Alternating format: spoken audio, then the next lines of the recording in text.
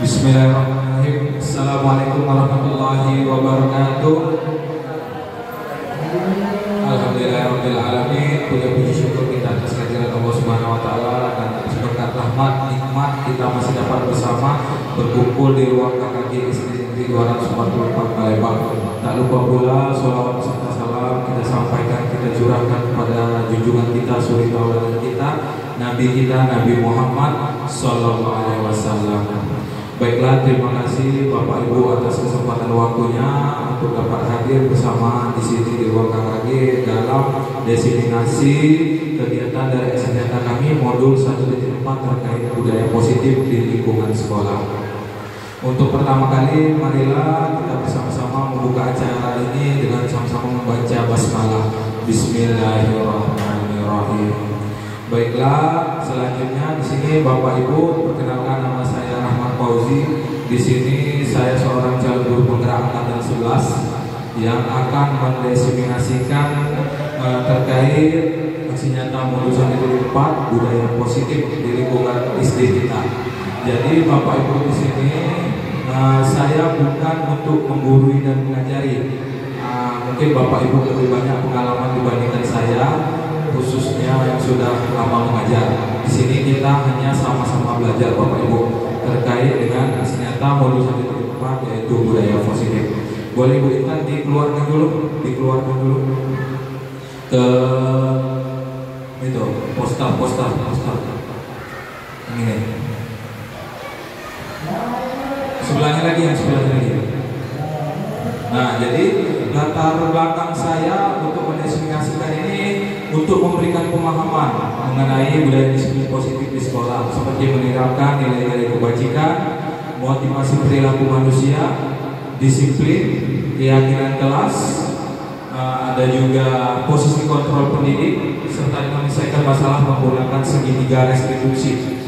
Tidak hanya itu, dilakukan untuk bahwa harapan dari diseminasi ini seluruh warga sekolah dapat menerapkan budaya positif ke depannya di lingkungan SD kita, SD Negeri 244 Palembang. Adapun tolak ukurnya untuk poin pertama, terlaksananya diseminasi konsep budaya positif di lingkungan sekolah.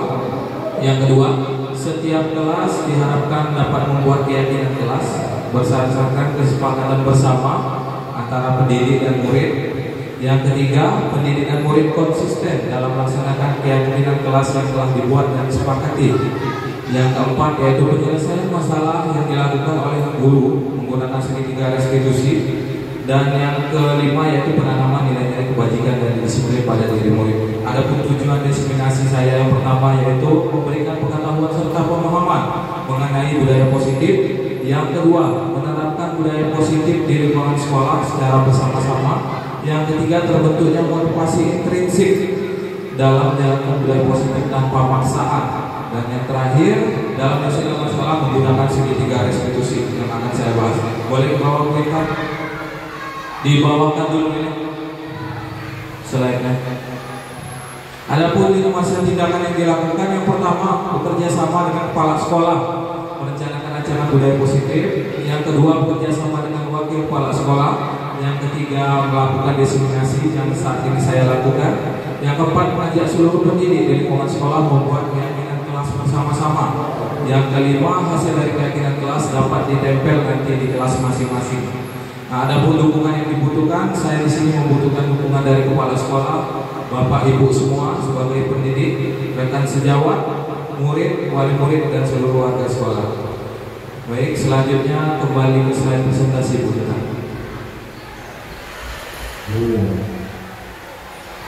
Boleh ditampilkan.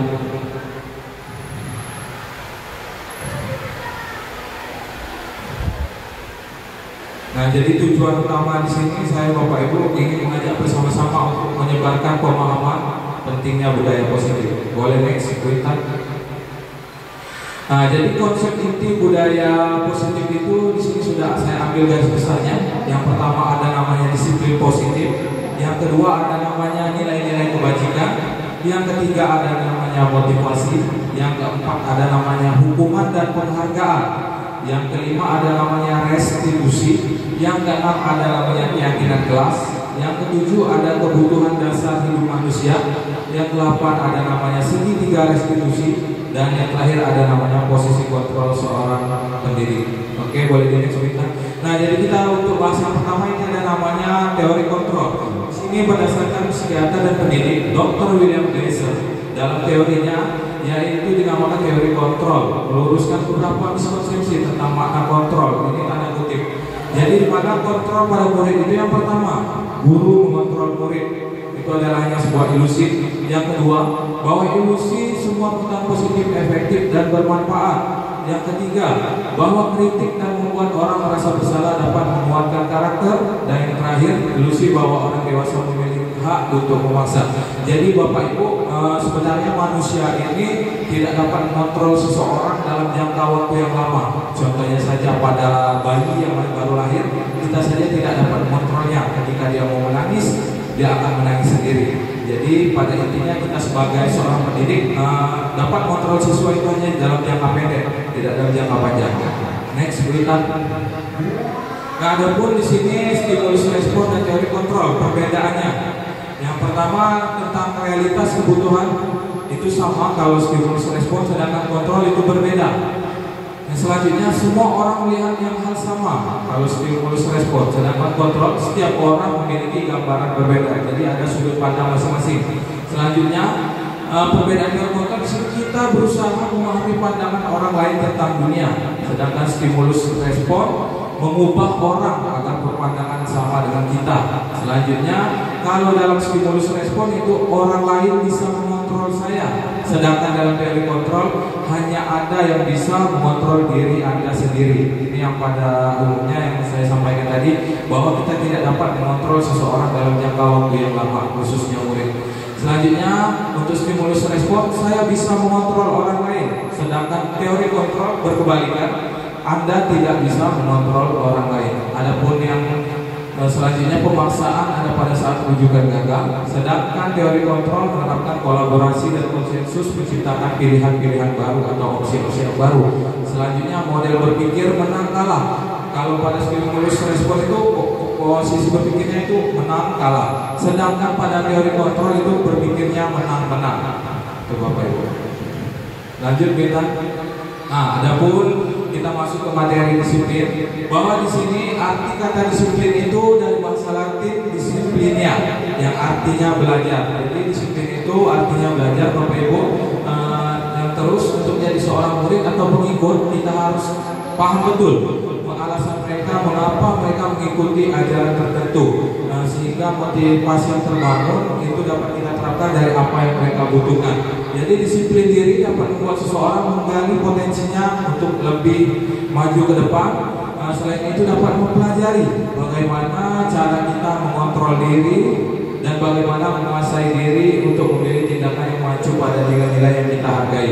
Jadi masing-masing memiliki potensi dan dapat mengontrolnya diri sendiri, bukan dikontrol secara langsung oleh orang lain.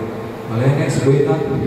Adapun nilai-nilai kebajikan dari 6 institusi atau organisasi, yang pertama dengan kurikulum merdeka ini ada namanya profil pelajar Pancasila. Ada 6 poin. Yang pertama beriman, bertakwa kepada Tuhan Yang Maha Esa, berakhlak mulia, mandiri, bernalar kritis, berkebinekaan global, bergotong royong, dan kreatif. Nah, ini biasanya akan disampaikan langsung pada saat proses pelaksanaan P5 nanti, Bapak Ibu. Selanjutnya yaitu ada sikap murid, di mana sini ada rasa toleransi, rasa hormat, integritas, mandiri, menghargai, ada antusias, empati, keingintahuan, kreativitas, kerjasama, percaya diri, dan komitmen. Jadi ini adalah beberapa kebutuhan dari murid dalam menempuh pendidikannya. Boleh next berita. Adapun 9 pilar karakter, di mana di sini yang pertama ada cinta Tuhan dan segenap ciptaannya, kemandirian dan tanggung jawab, kejujuran, amanah, diplomatis, hormat dan santun, dermawan, suka menolong, gotong royong, percaya diri, kreatif, dan pekerja keras, kepemimpinan dan keadilan, baik hati, toleransi, kedamaian, dan kesatuan. Adapun ini untuk petunjuk sumber hidup dan keterampilan hidup, ini ada banyak juga, pokoknya Bapak Ibu bisa dilihat. Ada beberapa poin seperti dapat dipercaya, lurus hati, pendengaran yang aktif dan lain-lain. Boleh next minta. Nah ini ada seven essential virtues, jadi ada 7 ya, suara hati, kontrol diri, rasa hormat, kebaikan, toleransi dan keadilan. Jadi ini merupakan nilai-nilai kebajikan Bapak Ibu. Next. Nah ini nilai-nilai kebajikan yang sudah dimasukkan ke dalam tabel. Ada banyak, boleh lanjut. Nah, kita masuk ke materi motivasi. Jadi menurut Diana Dawson dalam bukunya Restructuring School Discipline menyatakan ada 3 motivasi manusia. Yang pertama, untuk menghindari ketidaknyamanan atau hukuman. Yang kedua, untuk mendapatkan imbalan atau penghargaan dari orang lain. Dan yang ketiga, untuk menjadi orang yang mereka inginkan dan menghargai diri sendiri dengan nilai-nilai yang mereka percaya. Jadi motivasi seseorang itu karena adanya takut hukuman, adanya penghargaan, dan untuk menjadi keinginannya sendiri, Bapak Ibu. Boleh next? Nah, di sini ada perbedaan tabel Bapak Ibu terkait dengan hukuman, konsekuensi, dan restitusi. Di sini terdapat perbedaan Bapak Ibu. Kalau hukuman itu sesuatu yang menyakitkan harus terjadi. Biasanya ketika kita menghukum siswa, pasti akan ada proses yang menyakitkan. Itu pasti terjadi Bapak Ibu dalam hukuman. Sedangkan untuk konsekuensi, sesuatu itu harus terjadi, akan tetapi tidak menyakitkan. Berbeda juga dengan namanya restitusi. Kalau restitusi itu merupakan pilihan Bapak Ibu. Jadi ketika anak melakukan kesalahan, kita ada opsi-opsi lain selain dari hukuman atau menggunakan konsekuensi. Nah, selanjutnya, jika kita melaksanakan hukuman kepada murid di sini, maka murid tidak nyaman untuk jangka waktu yang panjang. Biasanya Bapak Ibu memiliki pengalaman terkait pembelajaran saat waktu SD, pernah dihukum oleh gurunya. Nah, mungkin sampai sekarang masih teringat. Sama seperti saya juga pernah dihukum oleh guru saya ketika SD dulu untuk berjemur di bendera, dan sampai sekarang saya masih mengingatnya Bapak Ibu. Sedangkan dengan konsekuensi untuk jangka waktu yang pendek, mereka memang tidak nyaman Bapak Ibu, tetapi itu dalam jangka waktu yang pendek, tidak diingat untuk jangka yang panjang. Sedangkan untuk restitusi itu justru menguatkan murid atau anak dalam waktu jangka yang panjang. Jadi kesalahan-kesalahan murid itu dapat kita kuatkan untuk jangka waktu yang panjang agar tidak mengulangi kesalahannya lagi. Selanjutnya Bapak Ibu, di sini ada korban mendapatkan keadilan. Jadi dengan kita memberikan hukuman kepada siswa, tentunya si korban akan mendapatkan keadilan. Akan tetapi si pelaku yang tidak mendapat keadilan, tentunya dia akan menjadi tidak nyaman dalam jangka waktu yang panjang. Berbeda dengan konsekuensi, korban itu bisa diabaikan tanpa melibatkan si korban, itu bisa diabaikan. Sedangkan restitusi, korban mendapatkan ganti. Dalam artian korban dari pelaku tindak kekerasan, misalnya diejek temannya, dia akan mendapat ganti apa dari yang telah dilakukan oleh temannya. Contohnya ketika bajunya dicoret oleh temannya, tentunya dengan restitusi si pelaku tadi akan membersihkan bajunya sampai bersih. Jadi penyelesaian masalahnya dengan mendapatkan ganti.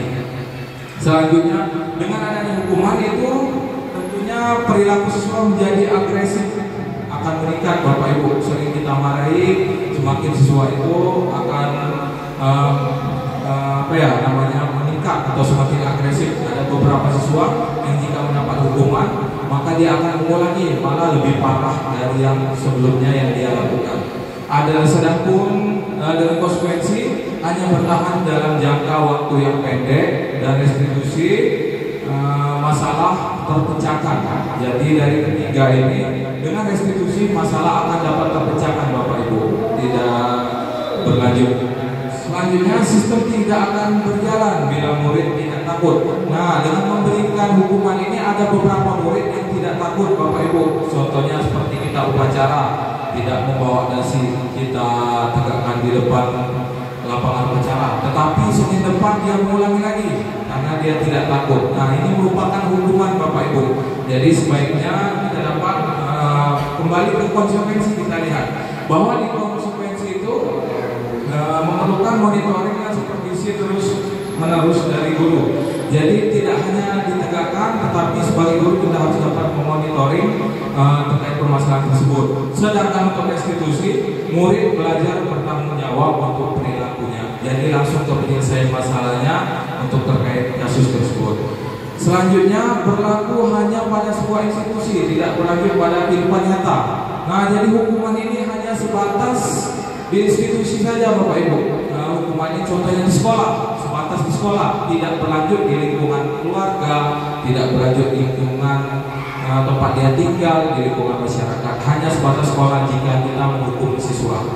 Sedangkan untuk konsekuensi itu dapat membantu penerapan mengikuti peraturan dalam masyarakat. Jadi siswa juga dengan menerima konsekuensi dia dapat menerapkannya di lingkungan keluarga dan lingkungan masyarakatnya. Sedangkan restitusi itu fokus pada pemecahan masalah dalam jangka waktu yang panjang. Jadi masalah tersebut dapat diselesaikan. Selanjutnya di sini ada contoh peraturannya adalah kamu harus. Biasanya bentuk hukuman itu ada kata-kata harus, Bapak Ibu. Kamu harus pakai pakaian lengkap. Kamu harus pakai sepatu berwarna hitam. Kamu harus potong rambut yang pendek. Nah, sedangkan konsekuensi ada contohnya, Bapak Ibu. Kita bukan langsung menuduh, tetapi kita tanya dulu jika ada siswa yang tidak menggunakan sepatu hitam. Ayo anak, peraturan di sekolah kita pakai sepatu apa? Nah, itu merupakan kata-kata dari konsekuensi, Bapak Ibu. Berbeda dengan hukuman. Kalau di hukuman, kamu seharusnya harus memakai sepatu hitam. Kenapa kamu tidak memakai sepatu hitam? Langsung ke tindakan yang dilakukan oleh murid tersebut. Sedangkan restitusi, nah di sini perbedaannya Bapak Ibu terlihat. Apa yang kamu yakini? Nah, dari peraturan sekolah yang ada, apa yang kamu yakini? Jadi siswa itu lebih diajak untuk menyadari dirinya dalam berbuat kesalahan. Tidak kita langsung tindak sekaligus. Apa yang bisa kamu lakukan untuk memperbaiki masalah ini?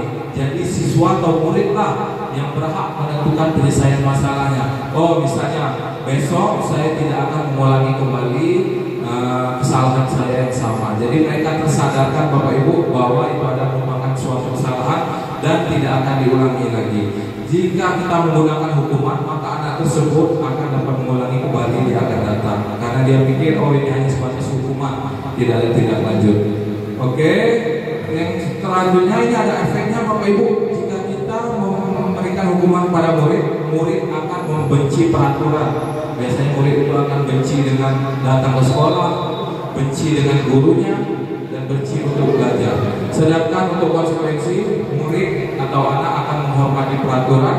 Sedangkan restitusi, murid dan anak menghormati dirinya dan orang lain. Jadi dari ketiga paham ini yang kita lakukan sebaiknya dengan menggunakan restitusi, Bapak Ibu. Oke, bisa dilanjutkan perintah. Nah, adapun di sini berupa penghargaan. Biasanya sebagai guru kita sering memberikan penghargaan kepada anak murid kita, baik itu pujian berupa barang atau benda dan lainnya. Adapun di sini penghargaan itu menjadi salah satu masalah juga, Bapak Ibu, jika dilakukan terus-menerus. Nah, contohnya ini dihukum oleh penghargaan. Pengaruh jangka pendek dan jangka panjang.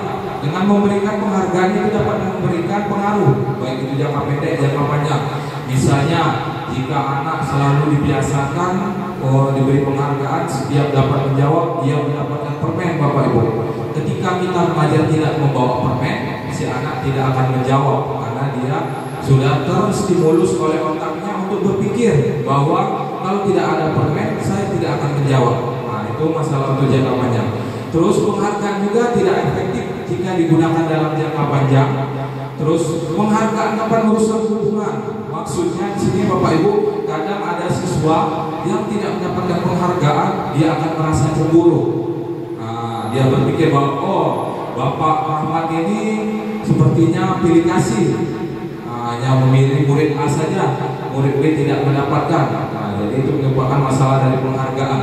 Selanjutnya, penghargaan juga dapat menurunkan kualitas karena anak hanya terpikir pada sebatas penghargaan, bukan kreatifnya. Misalkan dalam membuat tugas, si anak berpikir bahwa dia menyelesaikan tugas tersebut hanya untuk memperoleh penghargaan, hanya sebatas itu, tetapi tidak mengembangkan dirinya lebih lanjut. Yang penting mereka sudah dapat penghargaan, sudah selesai.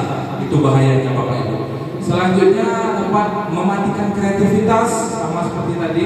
Terus penghargaan juga dapat menghukum dan motivasi dari dalam diri atau intrinsik. Oke, boleh lanjut kita.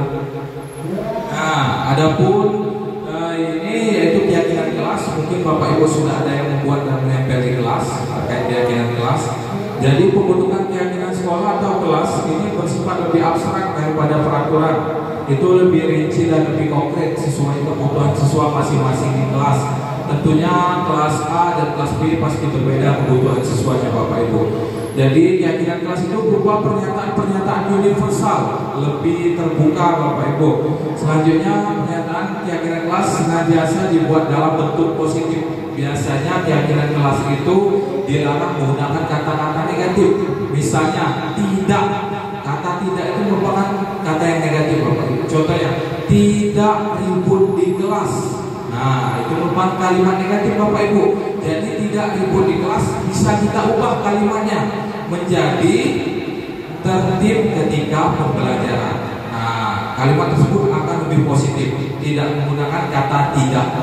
Selanjutnya, keyakinan kelas hendaknya tidak terlalu banyak sehingga mudah diingat dan dipahami oleh semua warga kelas. Jadi tidak perlu banyak Bapak Ibu poinnya sampai ada 10 lembar ditipin di dinding, tetapi hanya 1 lembar saja. Biasanya minimal 3 sampai 5 poin keyakinan kelas bersama. Selanjutnya, semua warga kelas hendaknya ikut berkontribusi dalam pembuatan keyakinan kelas lewat kegiatan curah pendapat. Jadi dalam membuat keyakinan kelas kita Bapak Ibu, bukan kita yang menentukan atau membuatnya, melainkan kita buka diskusi di kelas apa yang mereka butuhkan, apa yang mereka inginkan, maka kita tuliskan. Selanjutnya bersedia meninjau kembali keyakinan kelas dari waktu ke waktu. Ini yang paling penting, yaitu menjaga konsistensi dari keyakinan kelas. Kadang ketika kita sudah membuat keyakinan kelas, pada bulan-bulan berikutnya siswa ini kadang lupa Bapak Ibu apa keyakinan kelas yang telah mereka buat. Jadi mereka lupa, kita sadarkan kembali terhadap keyakinan kelas. Ada juga beberapa guru yang setiap pagi Bapak Ibu mengingatkan keyakinan kelas. Jadi ketika sudah berdoa diingatkan kembali tentang keyakinan kelas mereka, apakah mereka masih ingat atau tidak. Nah, ini merupakan tinjauan kembali. Boleh next berita. Jadi prosedur pembentukan keyakinan sekolah atau keyakinan kelas. Yang pertama, mempersilahkan warga sekolah atau murid di kelas untuk bercurah pendapat tentang peraturan yang perlu disepakati, membuka ruang-ruang diskusi Bapak Ibu. Yang kedua, mencatat semua masukan-masukan para murid dan warga sekolah. Biasanya kadang ada murid yang tidak setuju dengan peraturan kelas kita. Nah, itu dapat kita tidak lanjut lebih dalam mengapa hal tersebut tidak dibutuhkan. Mungkin ada solusi atau pengganti dari yang lainnya. Selanjutnya, langkah ketiga, menyusun keyakinan kelas sesuai prosedur pembentukan keyakinan sekolah atau keyakinan kelas. Tinjau kembali daftar curah pendapat yang sudah dicatat, apakah sudah menyeluruh. Yang selanjutnya, semua warga kelas dipersilakan meninjau ulang ketika sudah dan menyetujui dengan menandatangani keyakinan sekolah atau kelas tersebut. Sama seperti di sekolah kita ada juga namanya komitmen bersama kemarin Bapak Ibu bersama kepala sekolah sudah ditandatangani bersama oleh murid, guru, wali murid, pengawas dan kepala sekolah. Selanjutnya keyakinan sekolah atau kelas selanjutnya bisa dilekatkan di dinding kelas di tempat yang mudah dilihat semua warga kelas. Biasanya itu di dekat pintu Bapak Ibu karena mereka sering keluar masuk sehingga mereka akan terlihat. Oke, selanjutnya ini merupakan kebutuhan dasar hidup dari manusia, terutama murid tersebut. Jadi yang pertama, kebutuhan untuk bertahan hidup.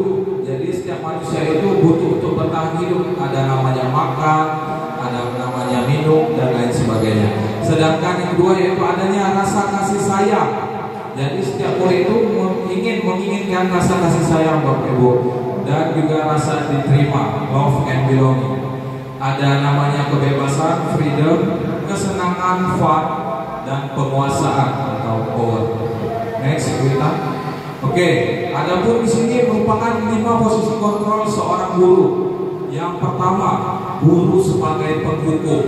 Nah, ini Bapak Ibu yang telah saya ceritakan tadi, seorang guru yang biasanya selalu menghukum siswanya jika membuat kesalahan. Jadi posisinya yaitu adalah guru sebagai penghukum.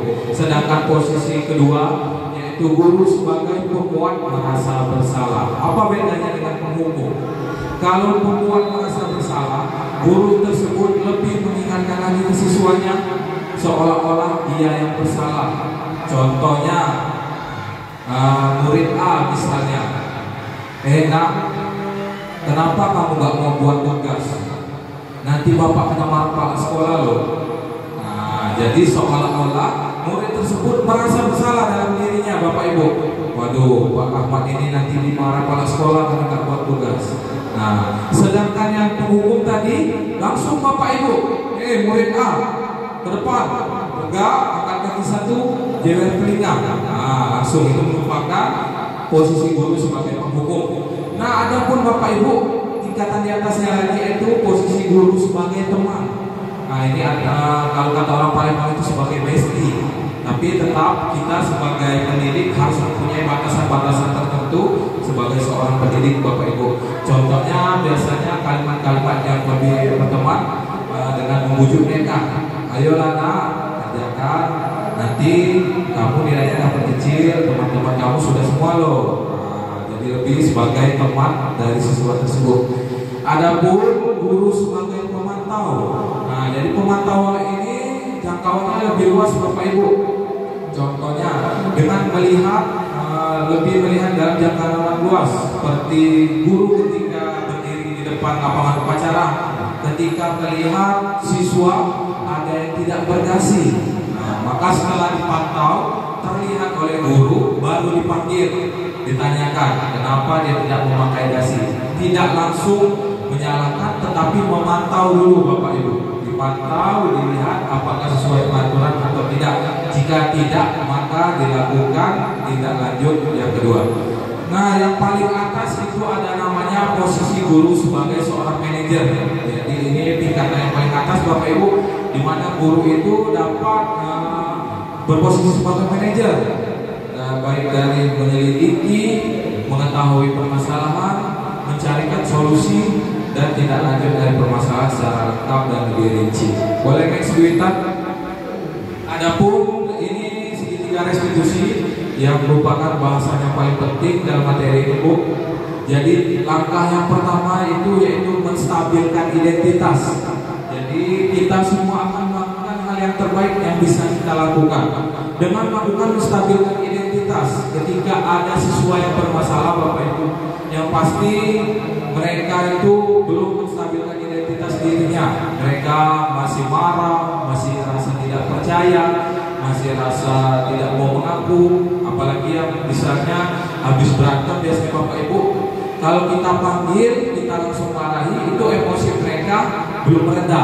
Nah, dengan posisi menstabilkan identitas ini, kita meredakan emosinya dulu, Bapak Ibu. Kita tenangkan dulu si anak dari rasa kesalahannya, mengapa dia berbuat seperti itu. Jadi biasanya ketika berbicara dengan murid dengan emosi yang sudah mereda, itu akan lebih efektif, Bapak Ibu. Tidak langsung menyalahkan, tetapi dengan menenangkan siswa tersebut, menstabilkan identitas. Itu teori kontrolnya, bahwa semua akan melakukan hal yang terbaik yang bisa kita lakukan. Jadi setiap manusia itu pernah melakukan kesalahan. Itu yang kita harus tekankan kepada anak murid, bahwa murid tersebut dengan kesalahannya, temannya juga pasti pernah melakukan kesalahan yang sama di waktu yang berbeda. Selanjutnya, setelah menstabilkan identitas si anak, maka melakukan validasi tindakan yang salah. Nah, ketika anak sudah tenang, barulah kita melakukan validasi tindakan yang salah.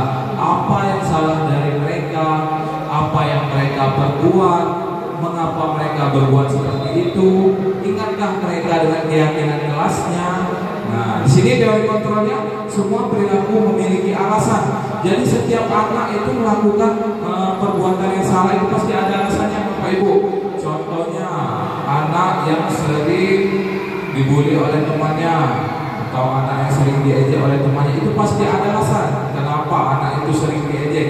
Entah itu dia yang mulai duluan, atau entah itu dia yang tidak mau berteman, tidak terbuka orangnya, atau entah ada masalah-masalah lainnya, baik di sekolah maupun di luar sekolah. Selanjutnya, proses terakhir yaitu menanyakan keyakinan. Ketika sudah masuk ke tahap ini, merupakan tahap akhir, Bapak Ibu.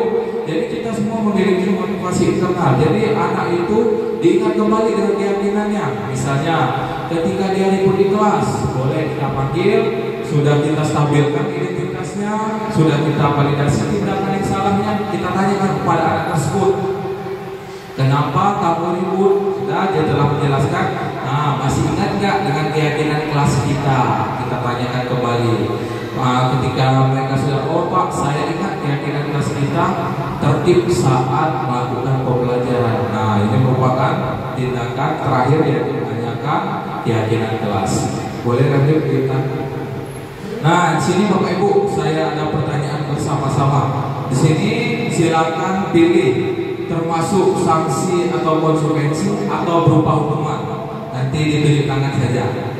Pilih sanksi atau hukuman jawaban. Pertanyaan pertama, mencatat 100 kali di dalam buku kalimat saya tidak akan terlambat lagi karena terlambat ke sekolah. Yang milih sanksi boleh tunjuk tangan Bapak Ibu.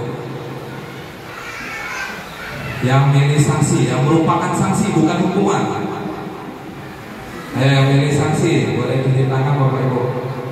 1, 2, 3, 4, 5, 6, 7, 8, 9. Oke, boleh turun. Yang milih hukuman tidak ada, Bapak Ibu ya. Benar sekali. Jadi merupakan sanksi atau konsekuensi Bapak Ibu. Saya tidak akan terlambat lagi sebanyak 100 kali dalam buku kalimat, karena dengan konsekuensi ini dia akan tidak mengulangi kesalahannya lagi.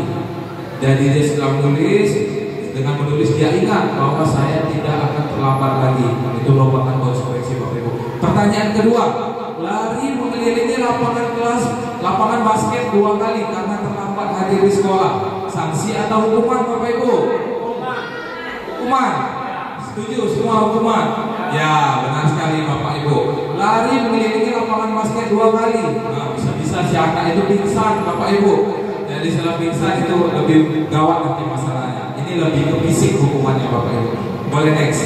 Ada pertanyaan selanjutnya. Nah, membersihkan coretan yang dibuatnya di meja tulis. Sanksi atau hukuman? Sanksi? Ada yang hukuman Bapak Ibu? Ada yang hukuman juga sepertinya, membersihkan coretan yang dibuatnya di meja tulis. Boleh pakai mic-nya, boleh Bu Intan. Mungkin boleh jelaskan mengapa sanksi. Itu Bu Intan. Membersihkan coretan dibuatnya di meja supaya jangan sampai terulang kembali. Jadi membersihkan meja biar dia tidak terulang kembali. Bagaimana dengan hukuman? Boleh Bu? Siapa tadi? Bu Rubiah? Apakah termasuk hukuman? Boleh jelaskan? Boleh di open mic-nya? Mau dengar? Ya, karena menurut saya kalau hukuman itu dia membersihkan mejanya Bu, lebih ke fisiknya ya baik. Jadi yang lebih tepat itu tidak Bapak Ibu tidak ada salah tidak benar, akan tetapi yang lebih tepat ini merupakan konsekuensi. Jadi anak tersebut kan sudah mencoret mejanya, dia yang melakukannya, maka dia juga yang akan menghapusnya Bu. Ya. Oke, selanjutnya Bu, murid diminta untuk push up 15 kali karena tidak menggunakan masker di sekolah. Suruh push up 15 kali. Hukuman. Nah, boleh kemudian itu sepertinya Bu. Kenapa alasannya hukuman? Disuruh push up. Ya, kalau menurut saya kenapa itu hukuman? Karena itu sudah menyangkut fisik. Kalau push up artinya kan melelahkan. 15 kali itu kan banyak. Cuma gara-gara tidak pakai masker. Menurut saya itu tidak begini. Ya, seharusnya kalau mau kasih hukuman tidak terlalu berat. Itu kan bukan pelajaran militer. Kalau kita militer mungkin harus push up. Begitu menurut saya. Baik, luar biasa. Terima kasih Bu. Jadi dengan memberikan push up tersebut, maka siswa tersebut lebih melibatkan fisiknya. Ketika tahu dia seperti pendidikan militer. Karena di sini kita hanya merupakan pendidikan dasar. Boleh next berita? Nah, selanjutnya Bapak Ibu, menggantikan kertas tugas teman yang telah dicoret-coret. Nah, biasanya sering ada di kelas ini Bapak Ibu. Ketika ada coret-coret, kita suruh dia menggantikan kertas tugas teman. termasuk sanksi atau hukuman? Sanksi? Nah, boleh Pak Bujang, sepertinya ada alasan Bu. Boleh. Mengapa termasuk sanksi? Menggantikan kertas tugasnya. Menggantikan kertas tugasnya dikatakan boleh menjadi sanksi dikarenakan biar dia merasakan juga kerugian temannya yang telah dicoret-coret. Oke, makasih. Wah, luar biasa Pak Bujang. Jadi biar kata Pak Bujang, temannya juga merasakan rasa kertas yang sudah hilang dicoret tadi dengan mengganti kertasnya sendiri. Selanjutnya Bapak Ibu, berjemur di lapangan basket pukul 12 siang karena mengobrol dengan teman. Sanksi atau hukuman Bapak Ibu? Oke, sudah satu suara sepertinya. Ini hukuman karena pada saat terik matahari dalam hukum siswa itu bisa bahaya sekali Bapak Ibu. Siswanya pingsan, mimisan, dan lain sebagainya. Oke, next kita. Murid diminta bertelanjang kaki sepanjang hari karena tidak menggunakan sepatu warna hitam sesuai peraturan sekolah. Jadi sepatunya disita Bapak Ibu karena tidak warna hitam. Jadi dia nyeker kata orang Palembang itu. Sanksi atau hukuman? Sanksi atau hukuman? Boleh Bapak Ibu memberikan alasannya? Nah, mungkin Ibu Sulastri mau berbicara, boleh Bu? Mic-nya? Nah, menurut Ibu nggak apa-apa? Karena itu termasuk hukuman. Di situ ada kalimat murid diminta bertelanjang kaki sepanjang hari itu, berarti sudah menggunakan fisik itu pada anak. Dengan jelas supaya anak itu lebih mengingat kembali dengan yang panjang itu, karena hukuman itu sudah terlalu. Menurut saya tidak sesuai dengan kesalahannya yang ada. Berarti termasuk hukuman Bu ya? Wah, luar biasa. Kata ibunya biar anak itu taat peraturan, jadi sepatunya disita dulu. Nah, bagaimana kalau ini kita kaitkan Bapak Ibu dengan peraturan sekolah? Jadi sebenarnya mereka sudah mengetahui peraturan sekolah, tetapi tetap melanggar. Apakah tetap hukuman? Kalau sudah tahu, misalnya anaknya sudah tahu, cuma dia kadang iseng, disengaja karena mau tampil beda dengan kawannya pakai sepatu warna lain, tidak warna hitam. Tetapi anak ini tahu Bapak Ibu peraturannya, apakah tetap hukuman?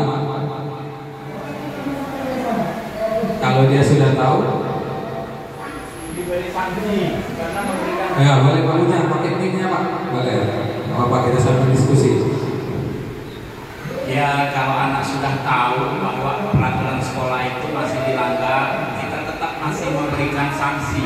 Karena kalau kita memberikan hukuman, apalagi zaman sekarang tidak diperbolehkan.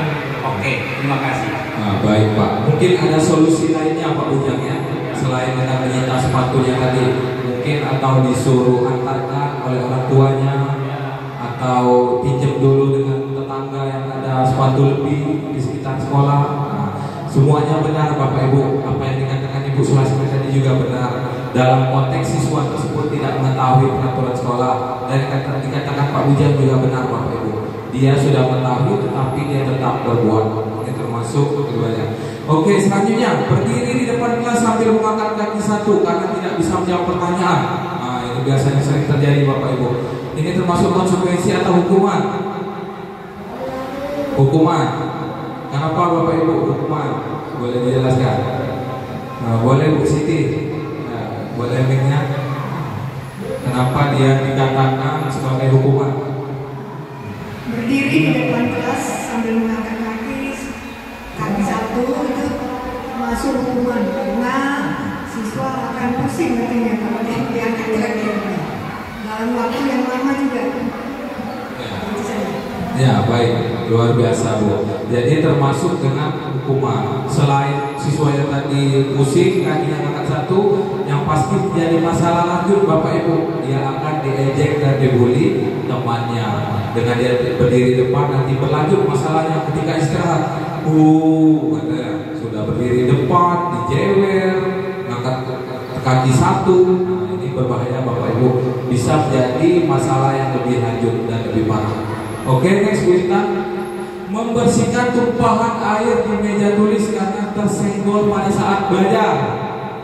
Sanksi atau hukuman. Tiba-tiba dia tumpahan air di mejanya dan dia bertanggung jawab disuruh membersihkan. Sanksi Bapak Ibu. Ya, sekali ini merupakan sanksi. Selanjutnya, terlambat hadir di pembelajaran daring 15 menit dan diminta untuk tinggal 15 menit sesudah kelas selesai untuk membahas ketertinggalan belajar. Kalau kita luring Bapak Ibu, misalnya si anak telat 15 menit, ketika istirahat, orang sudah istirahat, dia belum boleh istirahat Bapak Ibu. Kita berikan materi lagi selama waktu dia kurang tertinggal tadi. Apakah sanksi atau hukuman ini Bapak Ibu? Sanksi. Kenapa Bapak Ibu sanksi? Ya, ini seperti Pak Bujang. Boleh lagi Pak? Mic-nya Bu di dalam. Jadi kita tahan Bapak Ibu anak ini 15 menit kita tambah belajarnya. Karena dia tadi terlambat, jadi supaya untuk menyamakan dengan teman lain maka dia diberikan lagi materi ulang. Itu ringan karena ringan itulah yang dikatakan sanksi. Tapi kalau dia diberikan tindakan itu sudah termasuk hukuman. Baik. Ini besok kau tugas ini sebagai penggantinya atau diberi pertanyaan yang dia tidak tahu karena materinya sudah dikasihkan. Nah itu termasuk sudah hukuman. Oke, baik sekali Pak. Termasuk sanksinya masih ringan. Jadi ini ada dampak positifnya juga Bapak Ibu. Walaupun waktu istirahatnya berkurang, tetapi si anak ini tidak ketinggalan materi oleh teman-temannya. Oke, boleh next berita. Nah, selanjutnya lari mengelilingi lapangan basket 2 kali karena terlambat 10 menit untuk pelajaran PJOK. Ya, Bapak Ibu, ada ujungnya PJOK. Termasuk sanksi atau hukuman. Ada pelajaran PJOK Bapak Ibu. Pelajaran jasmani, olahraga dan kesehatan, bukan di dalam kelas.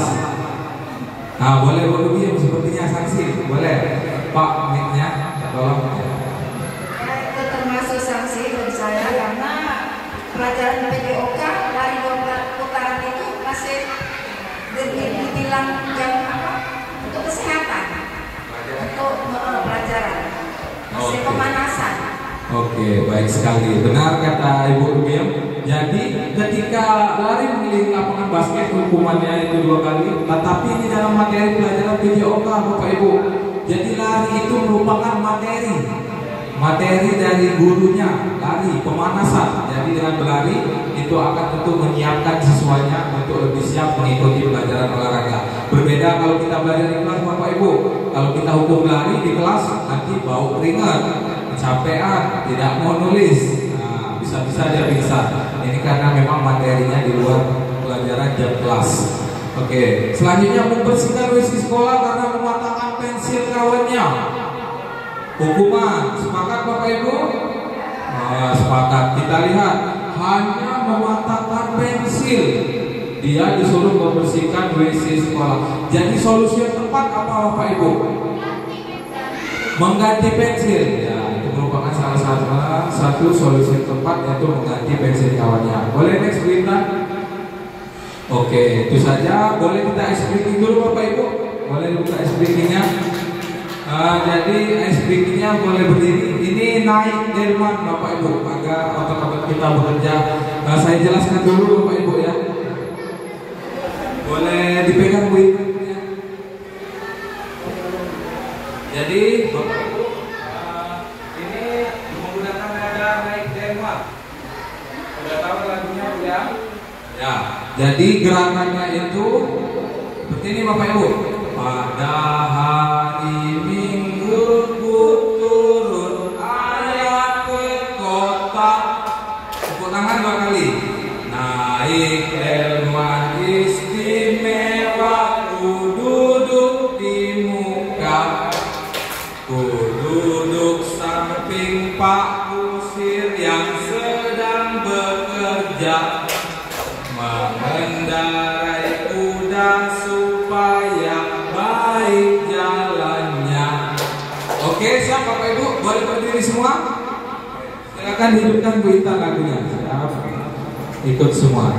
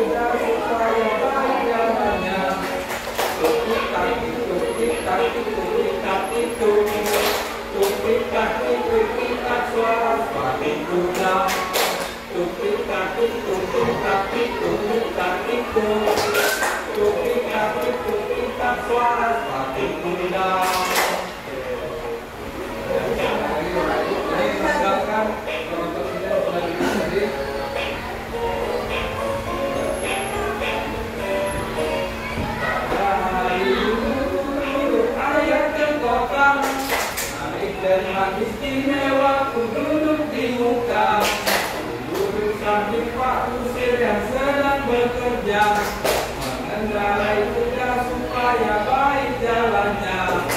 Tukik-taktik, tukik-taktik, tukik-taktik, tukik-taktik, tukik-taktik, tukik-taktik kuda. Tukik-taktik, tukik-taktik, tukik-taktik, tukik-taktik, tukik-tak suara sepatu kuda. Oke, terima kasih Bapak Ibu. Boleh silakan duduk lagi Bapak Ibu untuk pergerakan agar otot kita bisa renggang kembali. Selanjutnya Bapak Ibu ada sedikit materi lagi yang ingin saya sampaikan. Boleh di stopkan dulu Bu Intan YouTube-nya.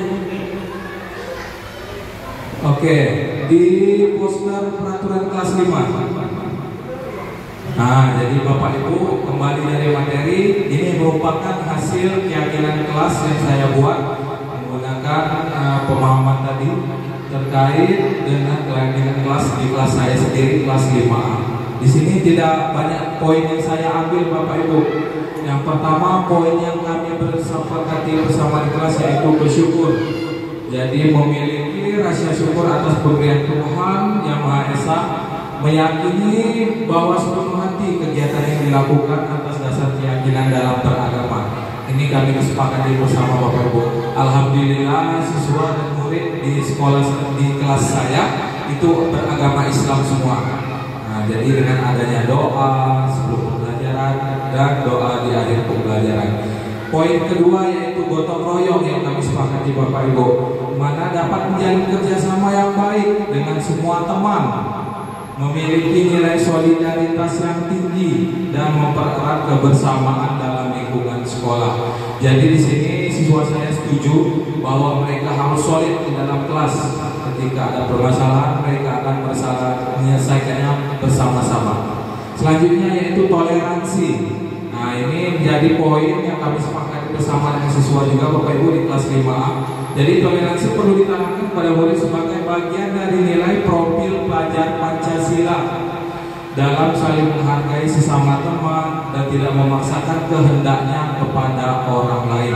Jadi siswa memiliki rasa toleransi ketika di sekolah baik di dalam kelas maupun di luar kelas. Selanjutnya yaitu yang penting kejujuran. Kami sepakati bersama juga Bapak Ibu poin kejujuran, karena ini merupakan modal utama khususnya bagi anak di sekolah dasar yang menjadi karakter bagi anak sendiri yang harus ditanamkan, yaitu poin kejujuran.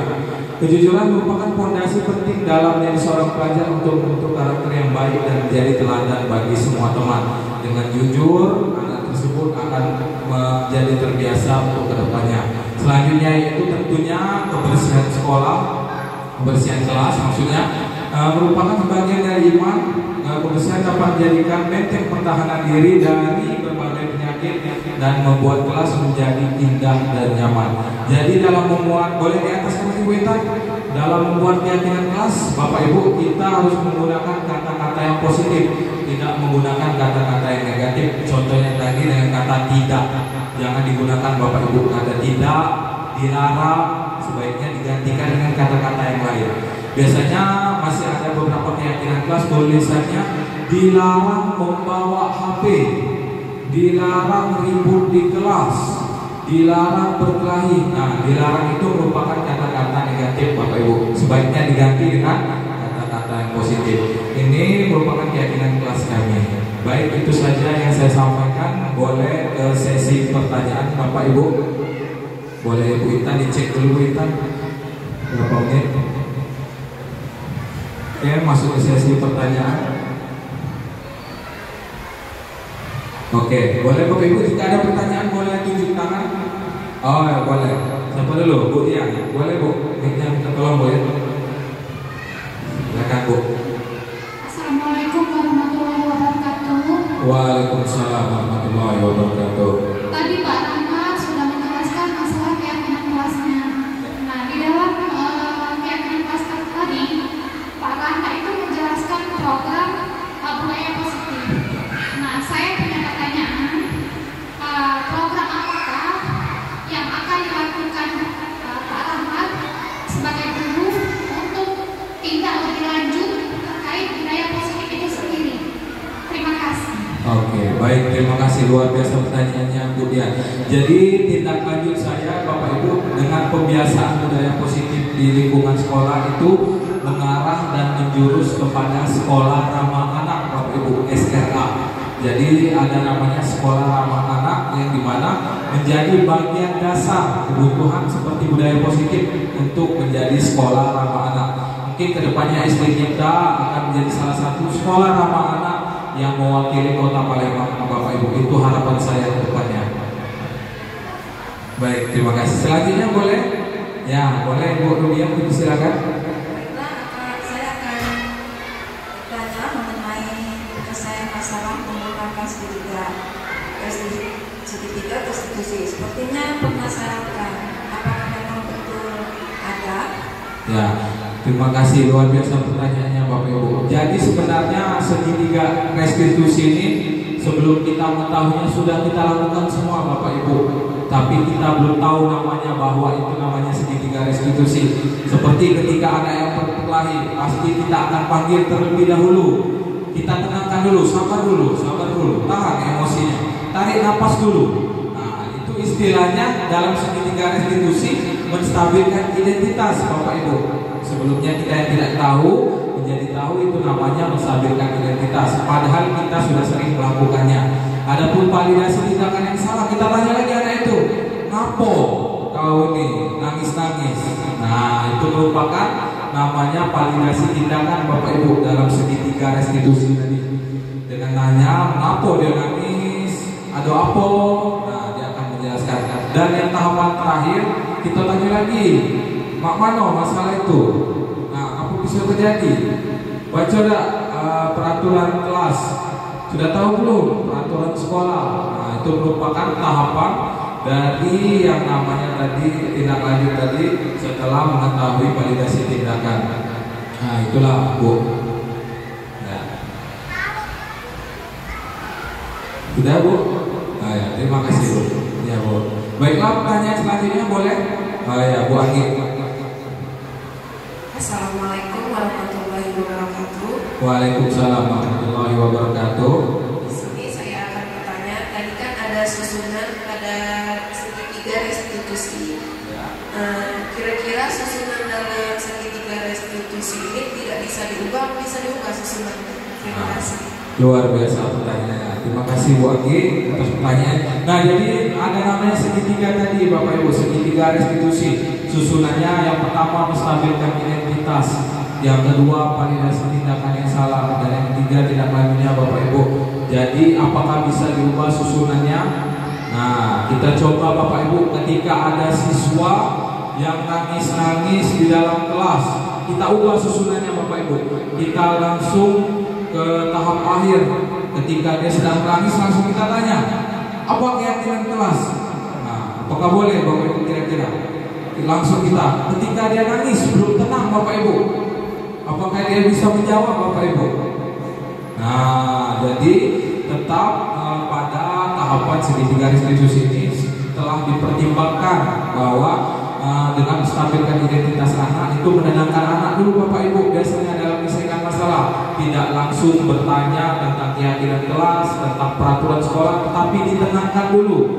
Lagi nangis-nangis, kita tanya tentang peraturan sekolah, mak mana nak jawab dia lagi nangis-nangis. Nah, berarti harus menggunakan tahapan dari segitiga restitusi dengan menstabilkan identitas anak. Kita tenangkan dulu, suruh tarik nafas dulu. Nah, baru kita ajak berbicara. Jadi itu Bu.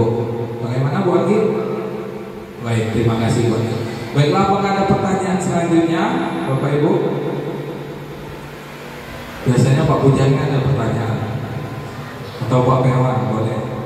Satu pertanyaan lagi boleh. Nah, boleh Pak Bujang.